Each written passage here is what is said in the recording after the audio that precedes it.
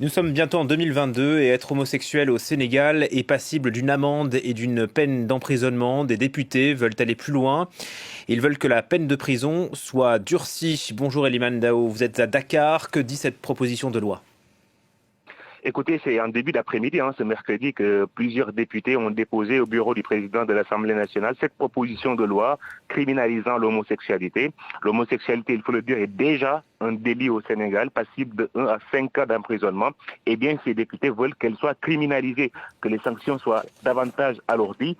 Après avoir déposé la proposition de loi, les députés, ils sont au nombre de 5, ont rejoint à la grande mosquée de Dakar des imams, prédicateurs religieux et représentants de familles religieuses sénégalaises qui tenaient un point de presse dans lequel ils ont réitéré de vive voix leur engagement à faire en sorte que cette loi soit votée à l'Assemblée nationale, arguant que l'homosexualité, le lesbianisme, entre autres, sont contraires aux valeurs sénégalaises et islamiques. Il faut le rappeler, le Sénégal compte 95% de musulmans.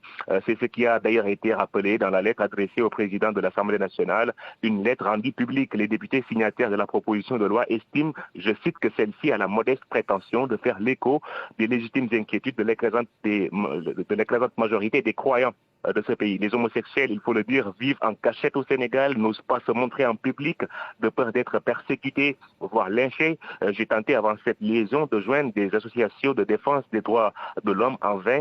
Ils ne se sont pas encore publiquement prononcés depuis que la loi a été déposée. Et après le dépôt de la loi, la prochaine étape, dans les semaines à venir, c'est une séance plénière à l'Assemblée nationale et un vote très attendu par les Sénégalais.